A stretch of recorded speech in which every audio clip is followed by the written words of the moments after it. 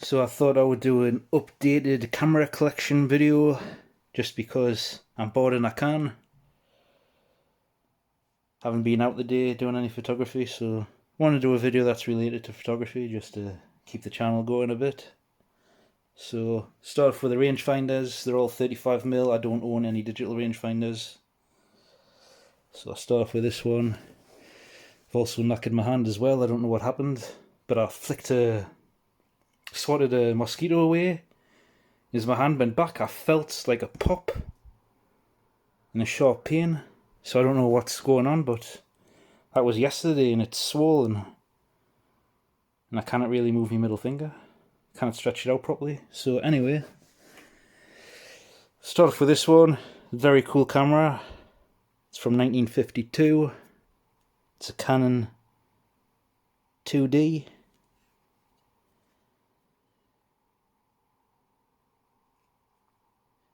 Tiny as well. Fits in the palm of your hand. Very cool. You got to open it from the bottom, just like the old Leica. Comes with the same little sticker showing you how to put the film in as well. I'm actually planning on using these cameras, so I made a little template for cutting the film. It's just a piece of plastic from one of those laundry capsule things you stick in the washing machine. Cut it to shape and then stuck it together with some electrical tape, and it works well. Already got a film cut. Just looks like that when it's been cut. Pull it too hard. There you go. So that's that one ready to rock and roll. I always use Kentmere Pan 400s in black and white, in Kodak Gold 200 in colour. Just what I like. Also got a new lens as well. Still Canon f1.8 50mm. Gonna have some fun with that. It's tiny as well, which is awesome. Keeps everything more compact. But yeah, that's the Canon 2D from 1952. Awesome camera. I really like this feature here as well for the magnification. Helps a lot with focusing. Not that I focus much, I'm actually doing more range focusing or zone focusing, whatever you want to call it now. It's pretty much the only way I shoot now. And this one's a Canon 4SB, I think it is. Not sure. Oh, it was 1950. No, it wasn't. Don't know what year this one was made. Be the 1950s, I would imagine. Needs a bit of a clean around the dial, but pretty much the same as the 2B. It's got the flash gun mount on it.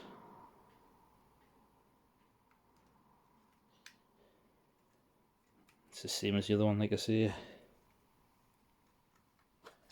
Opens from the bottom. I don't know why I said bottom like that, but I did. Here's a tip as well. I saw a video on one of these and a Leica as well, and the guy was trying to yank this out. What I do is give it a little turn, and then it just comes out. Don't try and yank it out because you can break it. Especially on that one there. That one's actually got a knurling on it so you can grip it properly. Because that one you do have to twist out.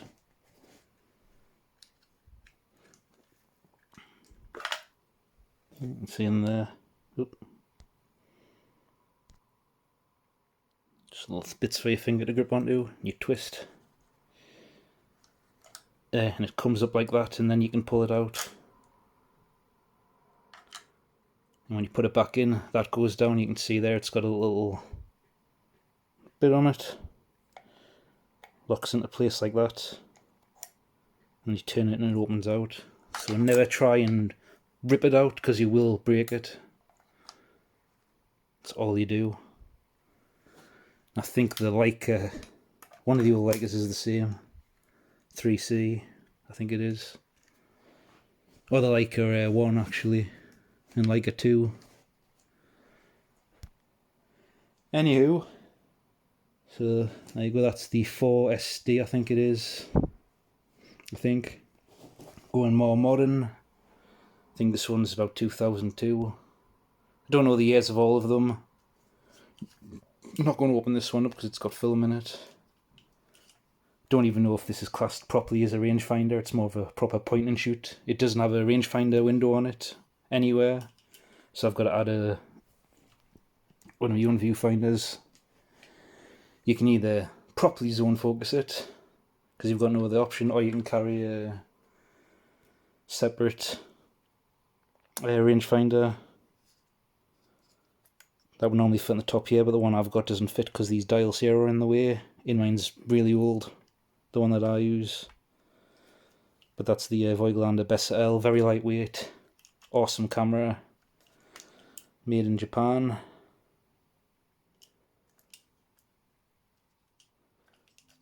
Yeah, awesome camera, can't really say much else about it. Really like this camera. Not a lot of people seem to like this. I think it's just because it doesn't have any rangefinding or viewfinding abilities on the camera itself, but if you're really into zone focusing or range focusing, this would be the perfect camera for you. It's more modern as well, so it's got some features that I'm not going to wind it on, but you've got a light meter actually built into there, so when you're messing around with the speeds and everything, it's the same as these TT Artisans light meters. You just turn the dials until both turn green, and if they're red, then you're not good to go. But yeah, nice one. I've got this one here, which is a Boulder, also made in Germany. This one's a really excellent camera. I think it's a Hi-Matic. There it is, Hi-Matic 1. Fixed lens. It's got a 45, I think. I never really used this one. f2.8 lens. Goes to 2.8 to 22. This one's a little bit more complicated to use, I find, so don't really use it that much.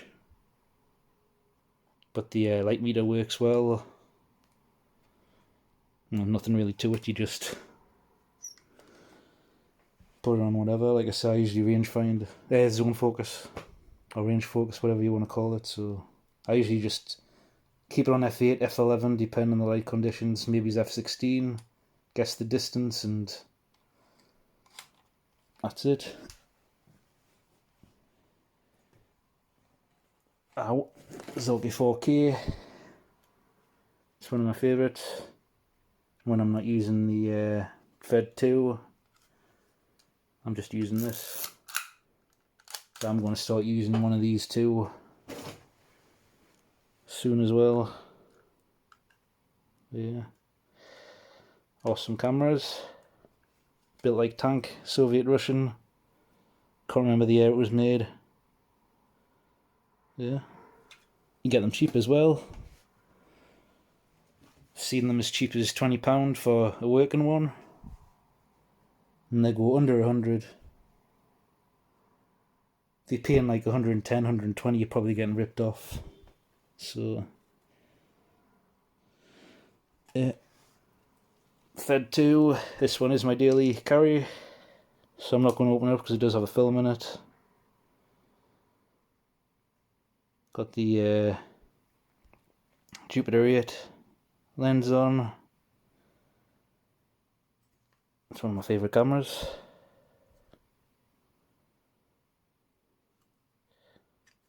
Can't remember the year this one was made either. But yeah, really like this camera, highly recommend it. You get these for very cheap as well, under £50. If that one goes, Even if I can't get it fixed, I'm definitely going to buy another one. And then this one of the newest ones. Well, not newest. Been in the family for years, but it's new to me. It's a Kiev 4B. Built like a tank. It's also got a light meter built into it on the top.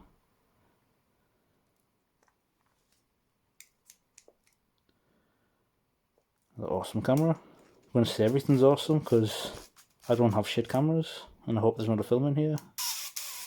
No, there's not, because I would see that turning.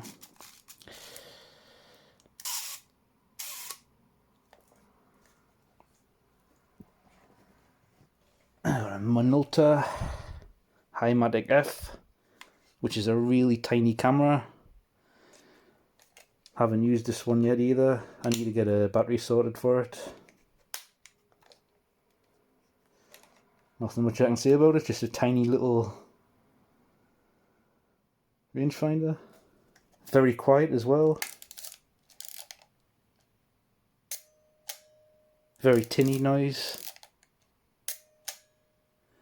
But yeah.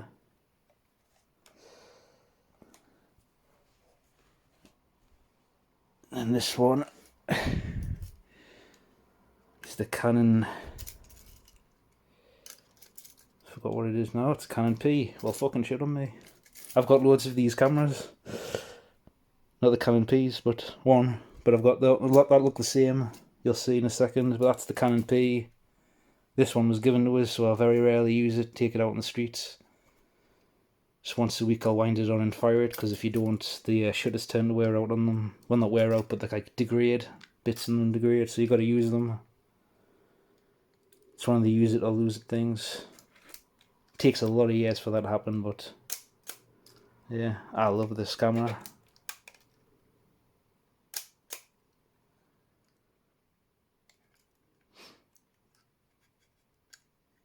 I think they're awesome. It's got a metal shutter.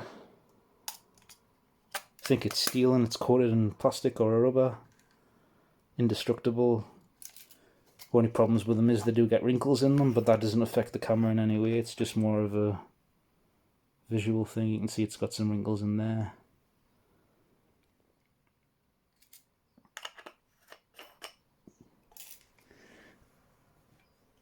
And then this one here is the VLT, the Leica Killer. Really awesome camera, built like an absolute tank, heavy as well. It's got like a bicycle chain under here, and you've got a trigger for winding it on.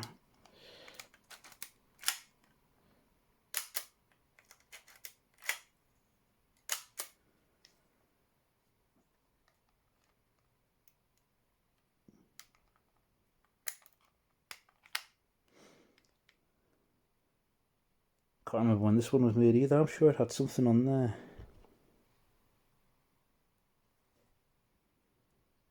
Something's fallen off somewhere. Well, yeah, that's the VLT. And then this one is the Canon L2, which I bought as another street photography camera, because I don't really want to use this one with it being forgot the word that I'm looking for. When it means something to you. Something value. Anyway, bought this one to use. This one's a little earlier model. Another awesome camera though. Most of these are built like tanks. Just love these form factors. Small and compact. You've got a adjustable frame lines, which you might not be able to see.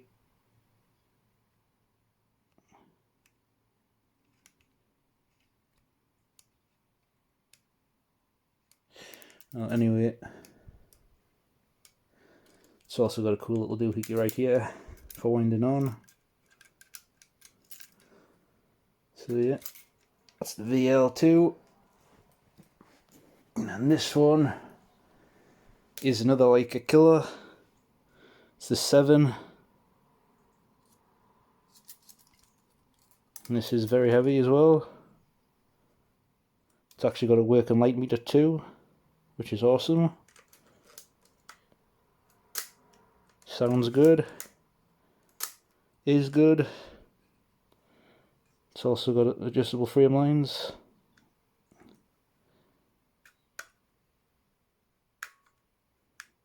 $35, $50, I think it's $85, $100, and you got $135.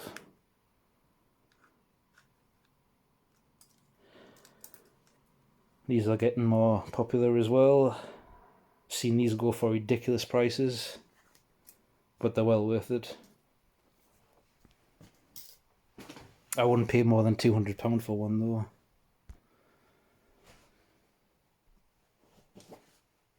And this one is the Fed 4, which is one of the better made ones. It's one of the ugliest cameras that they made, but it is one of the better made ones.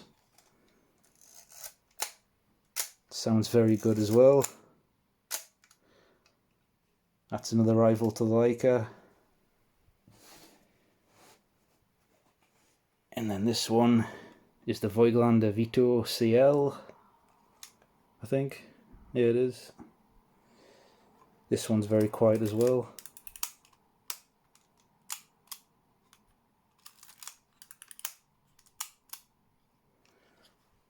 Another German tank of a camera.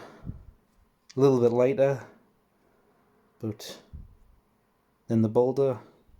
Just comparing it to the Boulder because it looks a bit like the Boulder, but yeah, no strap lugs on this one though, so I tend to like using cameras with strap lugs.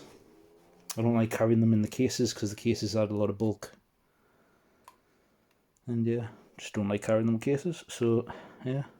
Don't really carry this one much either. Another fixed lens. It's a 2.8, 50mm. And then there's Zorki 4K, which has the winder instead of the lever winder, like what the 4K has. The 4 is a little bit more traditional, same size though. And then lastly for the rangefinders, got the Yashica J-Cam, which I've never taken out yet. It's the problem of having so many cameras. And I've got my favourites, so I tend to carry more than anything else, so I will get around to carrying this at some point.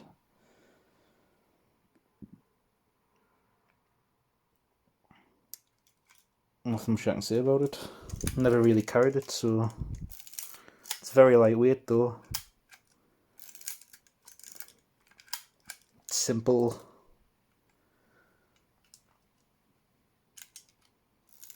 Feels a little cheap, but not breakable cheap. Feels like it's made more out of tin than steel or aluminium.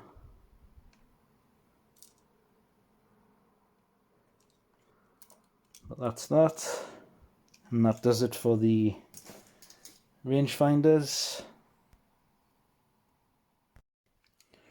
So SLRs I don't have a lot of, but this was the first ever camera that I got when I was 10 years old. Olympus OM10. Taken a beating over the years, but it still works perfect. No flaws. Sounds really good. I love this camera. They do a black version as well that I'm tempted to get, but I think I've got enough. Well, you never have enough. Pentax ME, out of all of the cameras that I own, the only ones I've had problems with is Pentax. Don't know what it is, but this one needs repairing. It's stuck in 100 speed. There's a thing that's fallen out of there, so I cannot adjust it. I can only use it in 100. I know it looks like it's in auto, but it's not. And there's a screw falling out there as well, so the prism's lifting a little bit, which doesn't affect the performance, but being stuck in 100 only kind of does. This one works though. I really like this camera. It's the MF.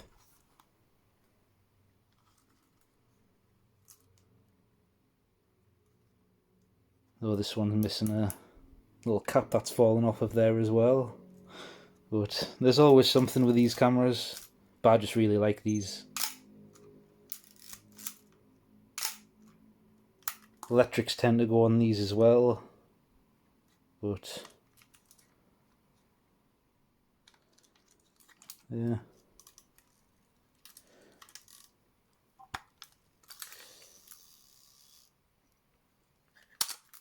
They're tiny.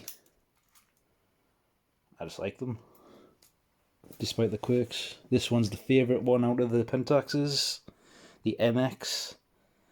Another tiny camera. This one is absolutely flawless, and it's fully mechanical.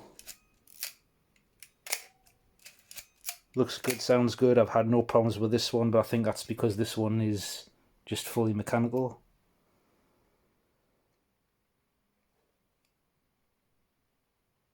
This one's mint as well. It's even got the original caps that go over the bits there. This one is the Pentax Super ME or ME Super. This one I rescued from eBay. Got it for £5 because it's completely knackered, and I just fancied buying it just to see if I could repair it. But it's got a dial there missing. It doesn't wind on or fire, and the mirror's locked up. So I think it's also got a bent back gate. But it looks mint inside. I think I can rescue it. Yeah, it's bent off a little bit there, so you've got to lift it to put it on. So hopefully I can rescue this and bring it back to life. Just bought it as a project just to play around. Can't go wrong for £5. Like I say, you can never have too many cameras. Zenit EM, Soviet Russian. This sounds awesome as well. I think it's made out of brass, so it's weighty. Problems with these ones as well though, they get like cracks or something somewhere, and the light meter never really works on them, though this one does work perfectly, which you can't see. Just got a little window there, and it does work very well. It's usually on these, when you look through the viewfinder, there's like a hairline crack. Yeah, there is on this one. I don't know if you can see it. Hairline crack, and there's a little bit of fungus in there as well. I think you can see it there, just.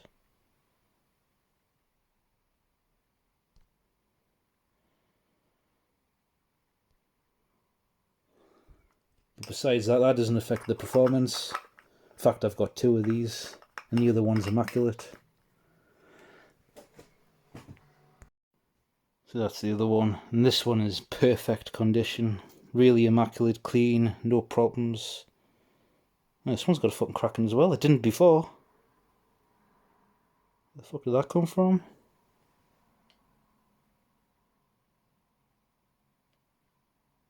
Oh well. So I've got two now that have got cracks in them.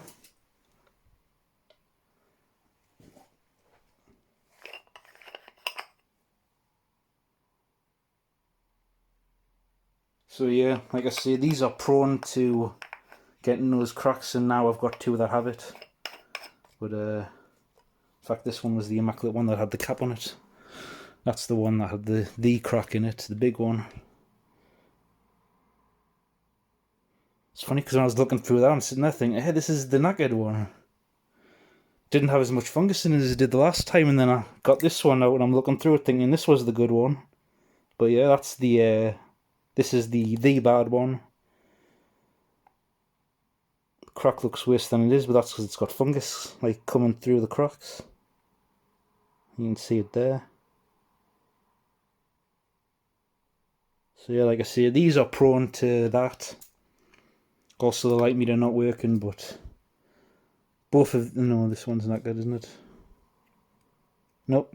Light meter works on this one as well, so these two have got good light meters in now. That one's got a crack in it, which I didn't know about. But yeah, these are real tungsten cameras as well.